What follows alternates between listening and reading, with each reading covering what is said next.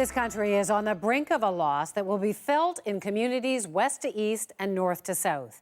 Sears Canada, once such a crucial part of the retail landscape, may be just days away from the beginning of its end, saying today that its best possible future is full liquidation. On Friday, the company will ask a court to approve its plan to sell off the goods in its remaining 130 stores. The fate of thousands of employees, not to mention a piece of history, hanging on the decision. Jacqueline Hansen is here with the details. So, Jacqueline, this is a huge blow to a lot of people. Absolutely. Sears isn't only a retailer, it's also truly an anchor in many communities and a major employer. Now these thousands of employees who survived 2 rounds of cuts and were holding out hope are bracing for the worst. In a letter to employees today obtained by CBC News, Sears said its liquidation plans mean the elimination of all our jobs over the course of the next few days to few months. Outside this store in Fredericton and others across the country, employees wouldn't talk on camera, but were emotional to learn of the loss of their jobs. Online, one person wrote, "It's truly an end. 11 years of my life spent with Sears Canada, now to find a new job." We'll work with the workers, their families. We'll work with the provinces that are involved in this process as well to see what we can do to have a positive outcome. Sears wanted to find a buyer, but a bid led by Sears Canada's executive chairman, Brandon Stranzel, appears to have fallen short. In a press release today, the company said, following exhaustive efforts, no viable transaction for the company to continue as a going concern was received. It's simply a math discussion where, the monitor says we can get a higher yield and salvage value for our creditors if we liquidate versus, proceeding with Mr. Stranzel's offer.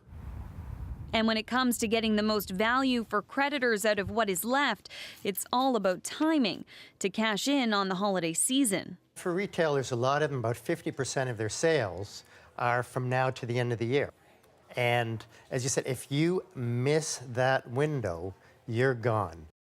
Now, Sears will be in court Friday to try to get this approved, and it will ask to begin its liquidation sales as early as October 19th. And while that will likely be good for shoppers in the short term, it could also put other retailers in a difficult position if they're competing with ultra-low prices, and again during this crucial holiday shopping period. But there is a tiny sliver of hope to keep Sears alive. Yeah, perhaps a small sliver, and that's because there are still 3 days to go here, and someone could come up with another bid to try to swoop in and save Sears. But analysts say the chance of that actually happening is very low. So much to watch for. Thanks so much, Jacqueline. You're welcome. Jacqueline Hansen. It may be time to check your investment statements. A Vancouver woman is going public after realizing her life savings not only failed to rack up any interest, they actually dwindled. Louise Field says her broker made unauthorized, risky investments and took excessive commission fees. Erica Johnson has her story. 260, 1,000. On virtually every page of Louise Field's financial statements, commissions earned by her financial advisor. She says he claimed her $1.1 million account had tanked because she spent too much on living expenses, bought a $500,000 condo, and the market took a downturn in 2008, leaving just $45,000. Commission, commission, commission. But when Field and her husband took a closer look, they found endless trading, often in high-risk securities she says she didn't authorize, generating her broker major commissions. Shocked, actually, quite shocked. Go Public took Field's financial statements to UBC for analysis, asked a professor of accounting to add up the commissions paid during 4 years Field's financial advisor did the most trading. I was quite surprised to see that total.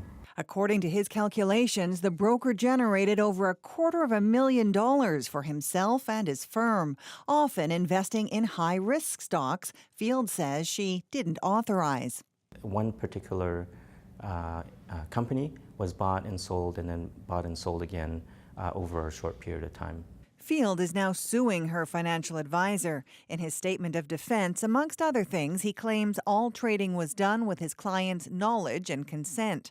She's suing her broker's investment firm, too, Mackey Research Capital. Part of its statement of defense says Field was a sophisticated investor and it's not liable for its broker's alleged actions. This lawyer has represented hundreds of clients he says have suffered from greedy financial advisors generating commissions. The consumer, when they complain, gets told just absolutely ludicrous things like, you're sophisticated, you're out of time. Dealers do not make money out of paying when they've done wrong. They make money out of selling product. Today, Go Public has heard from other consumers who say their financial advisors racked up big commissions too. Broker Simon Jakes has faced disciplinary action, banned from ever being a registered financial advisor again. Erica Johnson, CBC News, Vancouver. All of our Go Public stories come from you. If you've got an idea or an issue you'd like the team to investigate, email gopublic@cbc.ca.